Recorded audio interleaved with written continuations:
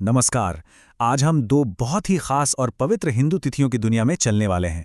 एक जो धरती से जन्मी एक देवी का जश्न है, और दूसरा दूसरा वो मौका है जो भगवान के दिव्य दर्शन का एक बहुत ही दुर्लभ अवसर देता है।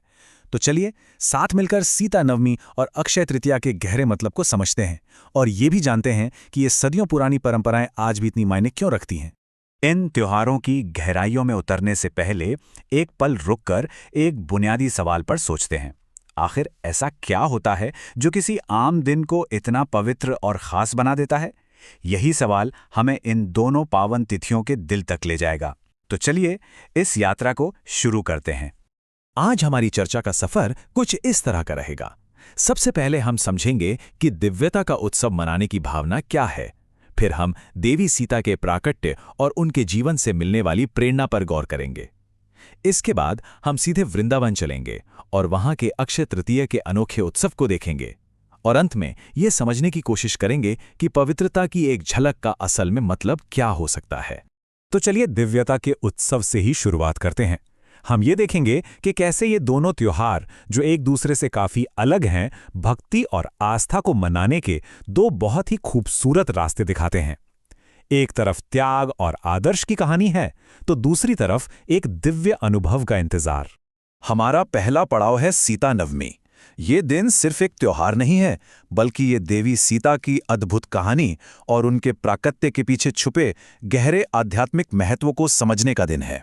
देखिए, सीता माता की उत्पत्ति की कहानी ही अपने आप में अलौकिक है। ये किसी भी साधारण जन्म कथा की तरह नहीं है। उनका जन्म किसी माँ के गर्भ से नहीं हुआ था, और यही बात उनके दिव्य स्वरूप को और भी रहस्यमय और खास बना देती है। तो कथा कुछ यूं है कि मिथिला के राजा महाराज जनक जब खेत जोत रहे थे, तो उन्हें धरती से एक कन्या मिली। उन्होंने उसे अपनी बेटी मान लिया और नाम रखा सीता। और जानते हैं, इसी वजह से उन्हें भूमिजा भी कहा जाता है, मतलब पृथ्वी की पुत्री। तो सीता नवमी असल में है क्या? ये देवी सीता का प्राकट्य दिवस है, जिसे सीता जयंती या जानकी नवमी भी कहते हैं। ये दिन खास तौर पर विवाहित महिलाओं के लिए बहुत महत्व रखता है, जो अपने पति की लंबी उम्र और एक सुखी वैवाहिक जीवन की कामना के लिए व्रत और पूजा करती हैं। इस दिन कुछ खास अनुष्ठान भी होते हैं। स्त्रियां व्रत रखती हैं, देवी को 16 श्रृंगार की चीजें चढ़ाती हैं, प्रसाद में खीर बनाती हैं और जानकी स्तोत्र का पाठ करती हैं। ऐसी मान्यता है कि भगवान राम और सीता की एक साथ पूजा करने और लाल चुनरी चढ़ाने से वैवाहिक जीवन में आने वाली मुश्किलें दूर हो जाती हैं। लेकिन सीता नवमी का मतलब सिर्फ रीति रिवाज निभाना नहीं है। इसका एक और भी गहरा पहलू है। अब जरा देवी सीता के जीवन से मिलने वाली उन शिक्षाओं पर नजर डालते हैं, जो आज के दौर में भी उतनी ही जरूरी हैं। सीता का चरित्र हमें बहुत कुछ सिखाता है। वो एक सार्वभौमिक माँ है जो कहती है कि पाप को खत्म करो, पापी को नहीं। उनकी दया का सबसे बड़ा उदाहरण है जयंत की कहानी। जब इंद्र के बेटे जयंत ने कौवे का रूप लेकर उन्हें चोंच मारकर घायल कर दिया था, तब भी सीता माता ने उसके लिए भगवान राम से क्षमा ही मांगी थी। ये उनकी अपार करुणा को दिखाता है। उनके जीवन से मिलने वाला एक और गहरा सबक सुनहरे हिरण की कहानी में छिपा है। जिस तरह उस सुनहरे हिरण का मोह उन्हें भगवान राम से दूर ले गया, ठीक उसी तरह ये कहानी हमें याद दिलाती है कि कैसे दुनिया की भौतिक चीजों का आकर्षण हमें आध्यात्मिक रास्ते से भटका सकता है। आज के दौर के लिए ये एक बहुत ही पावरफुल मैसेज है ना? अच्छा, अब अपना ध्यान दूसरे त्योहार की ओर ले चलते हैं, अक्षय तृतीया। लेकिन हम इसे एक बहुत ही खास जगह, मतलब वृंदावन के मशहूर बांके बिहारी मंदिर के संदर्भ में देखेंगे, चाहे इसका रूप ही अलग होता है। इस दिन का जो सबसे बड़ा आकर्षण है वो है चरण दर्शन। इसका सीधा सा मतलब है भगवान के चरणों का दर्शन। और ये एक बेहद दुर्लभ अवसर है, क्योंकि वृंदावन के बांके बिहारी मंदिर में भगवान के चरण पूरे साल ढके रहते हैं। सिर्फ और सिर्फ इसी दिन भक्तों को उनके दर्शन का सौभाग्य मिलता है।